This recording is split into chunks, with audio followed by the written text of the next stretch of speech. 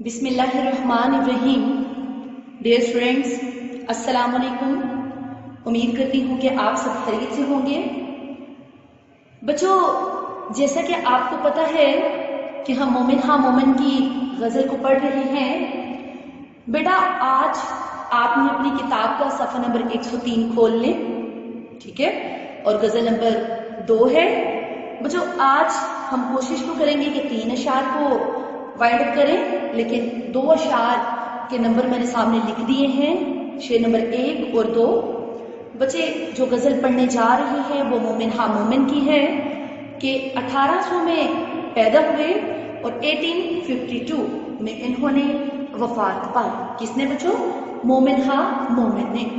बेटा, अब आपको पता चलेगा कि दर हकीकत मोमिन हाँ मोमिन ने ये गज़ल किसके लिए लिखी है। बच्चों, सबसे पहले तो इस गज़ल का पसे मंज़र है, और पसे मंज़र क्या है कि आप लोगों ने इस गज़ल की तशरीह से पहले बच्चों मार्कर से हेडिंग देनी है पसे मंज़र की, और फिर आप लोगों ने पसे मंज़र लिखना है कि जो मैं अब बोलने वाली हूँ, ठीक है बच्चों। पहले शेर को करने से पहले मैं आप लोगों को बता दूं कि देखिए, मैं यहाँ पर लिख देती हूँ, फजल हक खैर आबादी। ये कौन है बेटा? ये मोमिन के दोस्त है, ठीक है। क्या है? दोस्त है, फजल हक खैर आबादी। तो अब आप देखिएगा कि ये जो गज़ल है इसमें फजल हक खैर आबादी का क्या किरदार है। बच्चों, इसका पसे मंजर कुछ यूं है कि फजल हक खैर आबादी और मोमिन ये दोनों दोस्त हैं। बच्चों, मोमिन जो है वो शाह इस्माइल शहीद के मौतकर थे, कि मतलब के जो मोमिन के पीर थे उनका नाम क्या था? शाह इस्माइल शहीद। जबकि बच्चों, जो फजल हक है वो शाह इस्माइल को नहीं मानते थे। बेटा, मोमिन और फजल हक दोनों शतरंज के शायर थे। किसके? शतरंज के।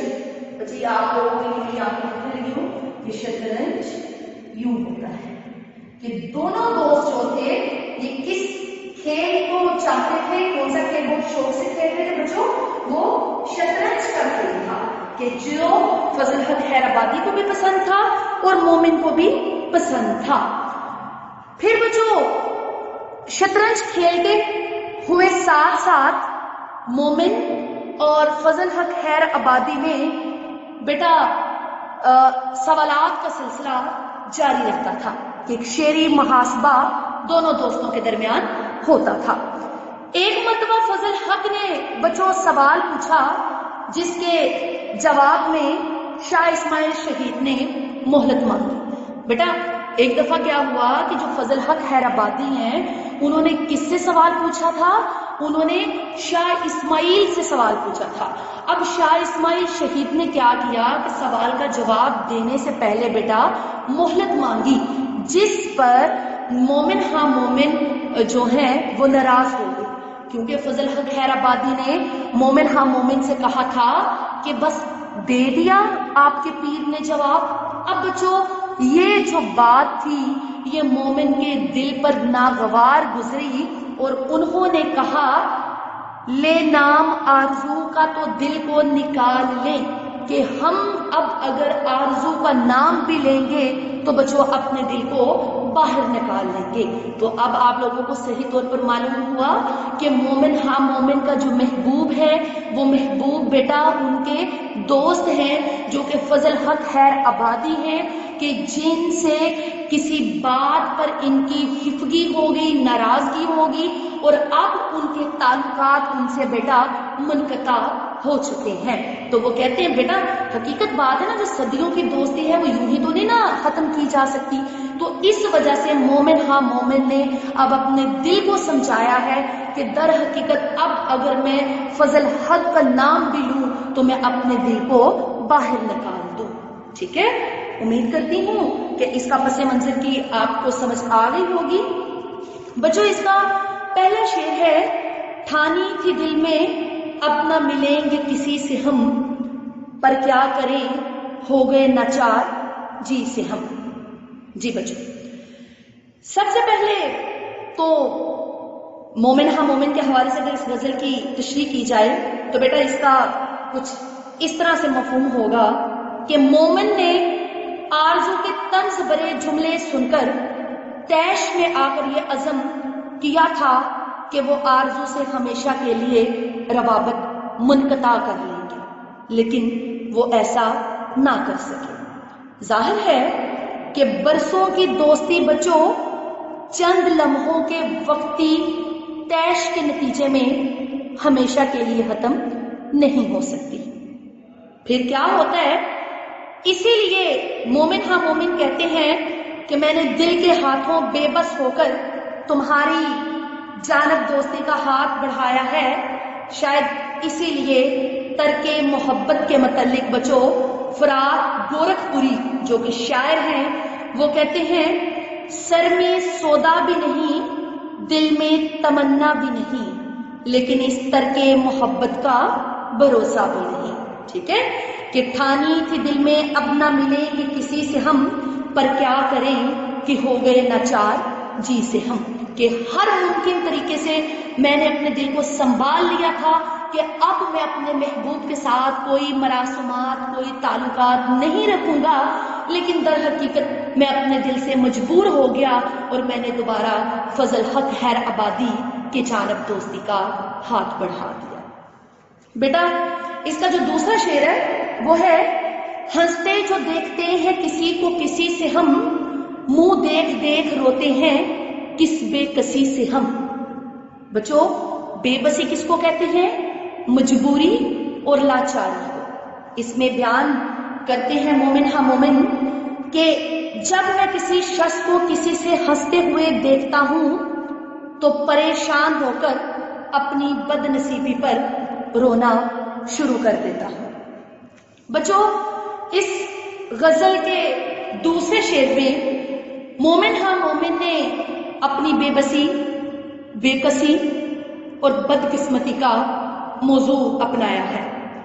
وہ کہتے ہیں کہ دراصل بیرونی مناظر انسان پر کیا اثر کرتے ہیں یہ خود انسان کی باطنی حالت پر ڈیپینڈ کرتا ہے۔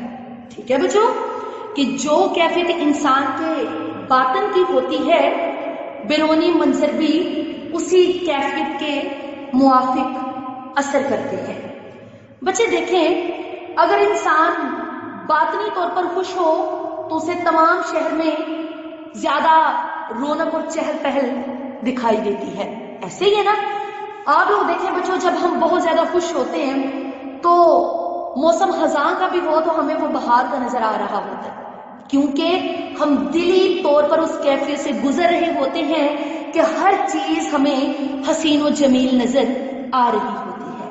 اور اس کے برعکس اگر ہم کبھی خفا ہوتے ہیں، ناراض ہوتے ہیں تو لاکھ سامنے جتن کرنے والا ایک دل فریب انداز سے منانے کی کوشش کرے لیکن ہم متوجہ نہیں ہوتے، کیونکہ ہمارے جو اندر کی کیفیت ہے وہ ایک خزاں کا منظر پیش کر رہی ہوتی ہے۔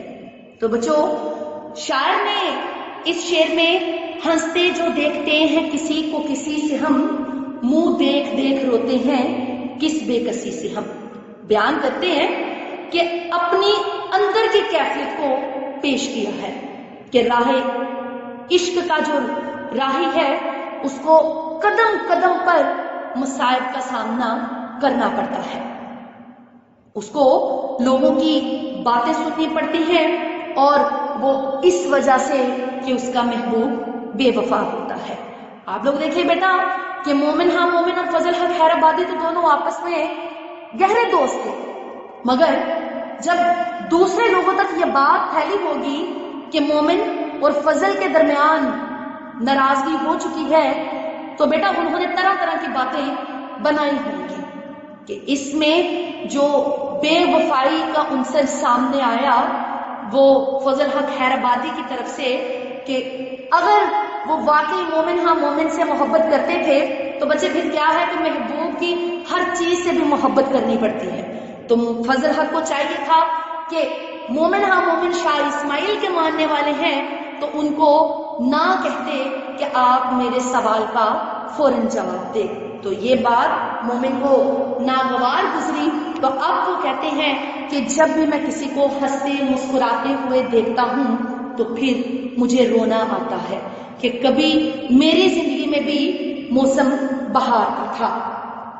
بیٹا دیکھیں کہ مومن ہاں مومن اس منظر کو دیکھ کر پریشان ہو رہے ہیں اور بے ساختہ بڑی بے کسی اور اپنی بے بسی پر انہیں رونا آ رہا ہے. وہ کہتے ہیں کہ کسی عاشق کو اس کے محبوب کے ساتھ ہنستا مسکراتا دے کر خوش گپیاں کرتا دے کر شاید جو کہ مومن ہاں مومن ہے وہ غم زدہ ہو جاتی ہے اور اپنے محبوب کی کجروئی بے وفائی کا نقشہ اس کی آنکھوں کے سامنے آ جاتا ہے اور پھر بیٹا اس کے پرانے زخم پھر سے تازہ ہو جاتے ہیں.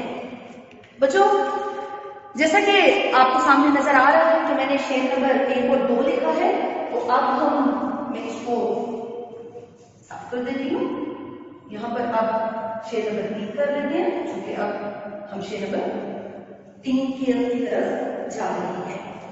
جی بیٹا تیسرا شعر ہے ہم سے نہ بولو تم اسے کیا کہتے ہیں بلا انصاف کیجئے پوچھتے ہیں آپ ہی سے ہم. بیٹا اس میں مومن ہاں مومن بیان کرتے ہیں.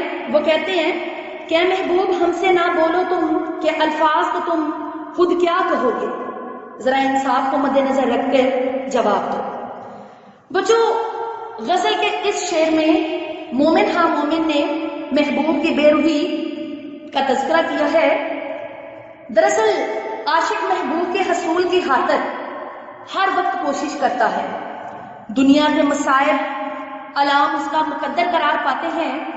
محبوب کی خواہشات کو مقدم سمجھتا ہے اور پھر زمانے بھر کے تانے برداشت کرتا ہے تاکہ اس کے ان تمام مصائب کو ملحوظ خاطر رکھتے ہوئے محبوب کے جذبات کا احترام کرے اور محبت کا رویہ اختیار کرے. بیٹا غزل کے اس شعر میں مومن ہاں مومن اپنے محبوب کی بھی یہی کیفیت بیان کرتے ہیں. وہ کہتے ہیں کہ شاعر کی جو کہ مومن ہاں مومن ہے وفاداریوں کے صلے میں محبوب نے اسے برملا کہہ دیا کہ ہم سے نہ بولو کہ اتنا آسان ہے کہ جس طرح فضل حق خیر آبادی کو مومن ہاں مومن نے کہہ دیا تھا. یہ سن کر شاعر جو کہ مومن ہاں مومن ہے حیران ہو گئے کہ محبوب نے کس طرح گرگٹ کی مانند رنگ بدل لیا ہے اور میں جس کے وصل کی تمنا لیے پھرتا ہوں اس نے مجھے کہا ہے کہ میرے ساتھ بات کو ترک کر دو. تو بچوں محبوب سے مومن ہاں مومن مخاطب ہیں اور کہتے ہیں اے محبوب تم اپنی اس گفتگو پر نظر ثانی کرو اور انصاف کی نظر سے معاملہ پرکھ کر ذرا بتاؤ کہ کیا یہی انصاف ہے, کیا میرے مصائب کا یہی صلہ ہے, کیا یہ تمہاری وفاداری ہے. بچوں شعر کا ایک دوسرا مفہوم بھی ہو سکتا ہے اور وہ کچھ یوں ہو سکتا ہے کہ شاعر نے محبوب کے انداز تخاطب پر تنقید کی ہے. ٹھیک ہے کہ مومن ہاں مومن نے فضل حق خیر آبادی کے انداز پر ایک تنقید کی ہے. کیا محبوب آپ کی مجھ سے تم کے الفاظ سے گفتگو کیا موضوع ہے, تم خود ہی انصاف کرو, تم اور تو کا لہجہ مناسب ہوتا ہے.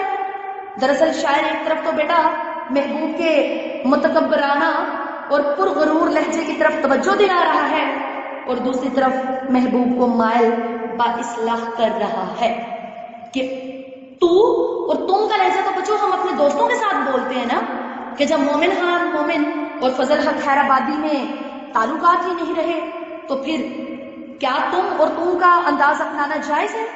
ہرگز نہیں. تو بیٹا یہ غزل کا جو شعر ہے ہم سے نہ بولو، تم اسے کیا کہتی ہیں بھلا، انصاف کیجئے پوچھتے ہیں آپ ہی سے ہم۔ مومن ہاں مومن فضل حق خیر آبادی کی طرف اشارہ کرتے ہیں کہ آپ نے تو بڑی آسانی سے کہہ دیا کہ میرے ساتھ مراسمات نہ رکھو، اب تم ہی بتاؤ کہ کیا یہ انصاف ہے؟ کیا برسوں کی دوستی یوں ہی ختم کر دی جائے گی؟ ہرگز نہیں۔ جی بچوں، تو آج کا جو لیکچر ہے وہ مومن ہاں مومن کے بیٹا اس غزل پر شعر نمبر 3 پر ہم ختم کرتے ہیں، مزید کنٹینیو رکھیں گے شعر نمبر 4 کو۔ بیٹا اس کا پس منظر میں نے آپ کو بیان کیا، ٹھیک ہے، کہ مومن ہاں مومن اور فضل حق خیر آبادی دونوں دوست تھے، ان دونوں کے درمیان کسی بات پر ناراضگی ہوئی اور وہ اس بات پر ہوئی شاہ اسماعیل شہید پر، جو کہ مومن کے پیر و مرشد تھے، کہ فضل حق خیر آبادی نے مومن ہاں مومن کے پیر و مرشد کو کہا کہ میرے سوال کا جواب دیں، تو انہوں نے مہلت مانگی، جس پر مومن ہاں مومن ناراض ہوئے، کیونکہ فضل حق خیر آبادی نے کہا بس دے دیا آپ کے پیر نے جواب۔ تو اس بات پر بیٹا دونوں دوستوں پر کے درمیان ناراضگی ہو گئی۔ تو بچے آج کا لیکچر یہیں پر اختتام پذیر ہوتا ہے، اپنا بہت خیال رکھیے گا، اللہ حافظ۔